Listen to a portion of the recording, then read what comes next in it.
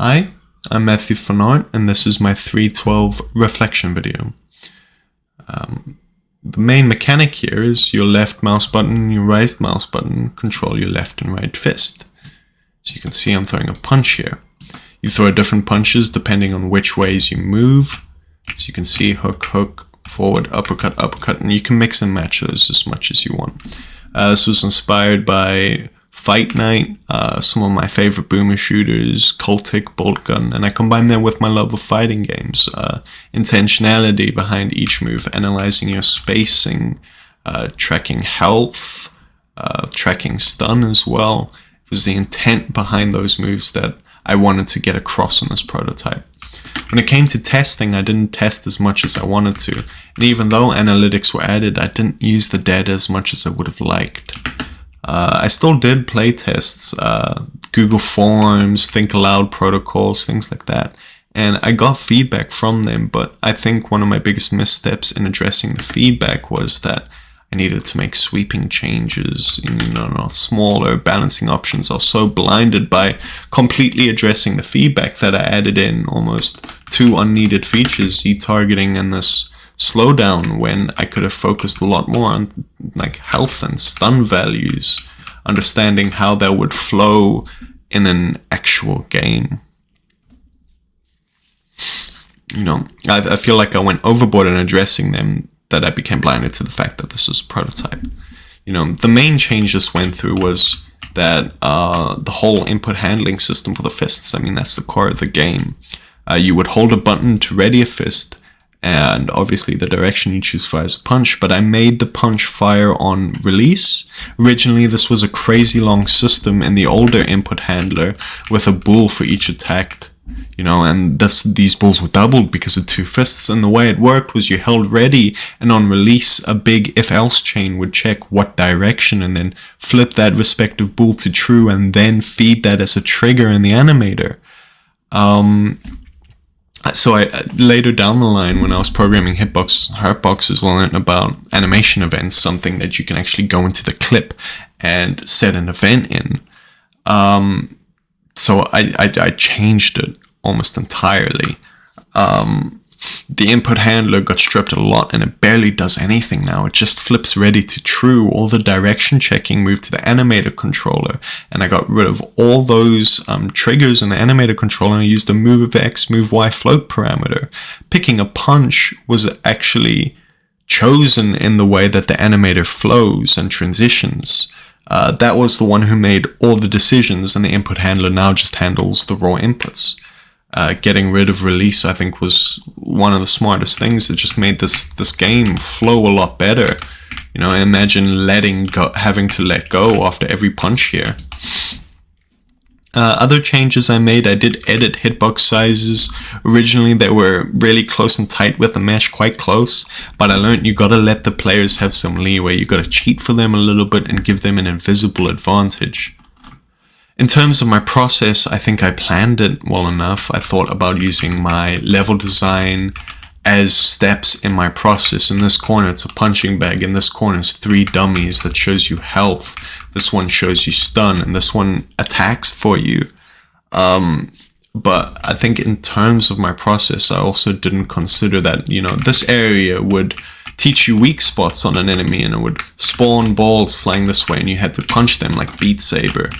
Depending on what direction, and I thought that would help me program the weak spot system. But what I didn't consider is that would be a whole game in and of itself.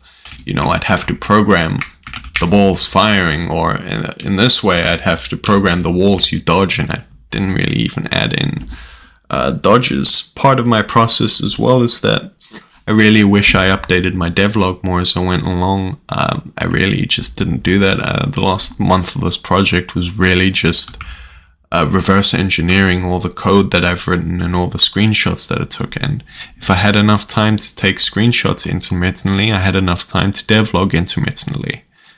And there were a lot of it doesn't encapsulate the amount of pain and strife I went through, especially with bug fixing.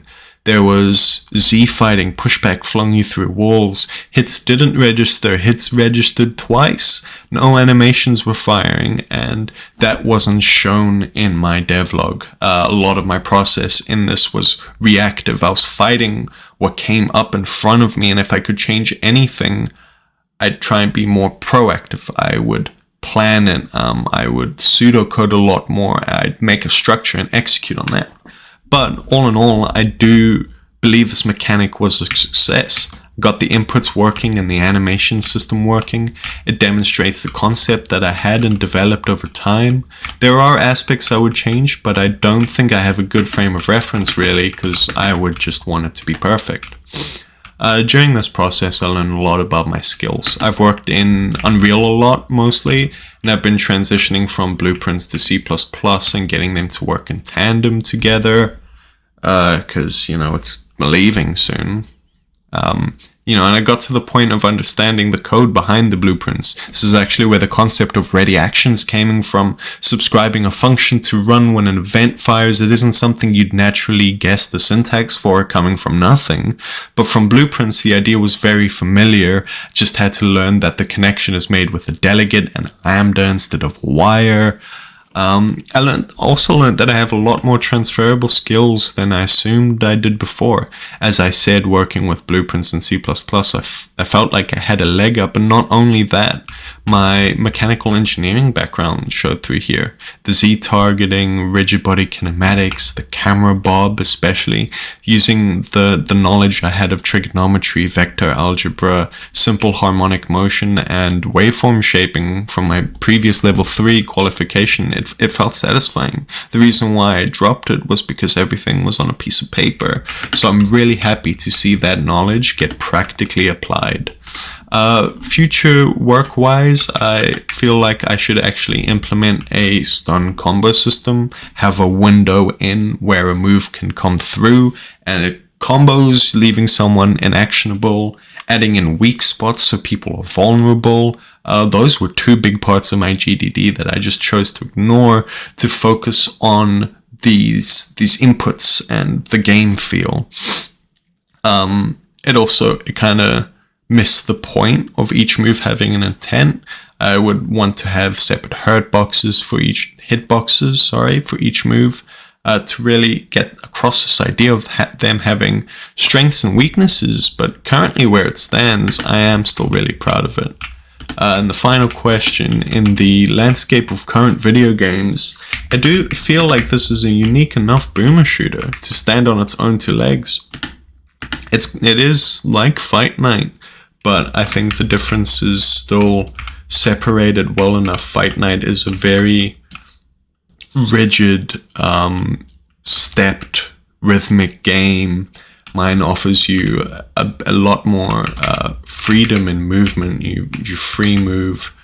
Your punches, I believe, are controlled a lot differently. And another thing as well is that, first-person punching is probably done a lot better in VR. But if we're considering the landscape of games, VR is quite a small market. But in conclusion, I'm quite proud of my work. A lot of my knowledge carried on. I applied myself more than I have on plenty of other projects. And I'm proud, and I can't thank you enough for creating such an engaging module. Yeah, sorry for breaking my spine. My Elena can beat your Marissa.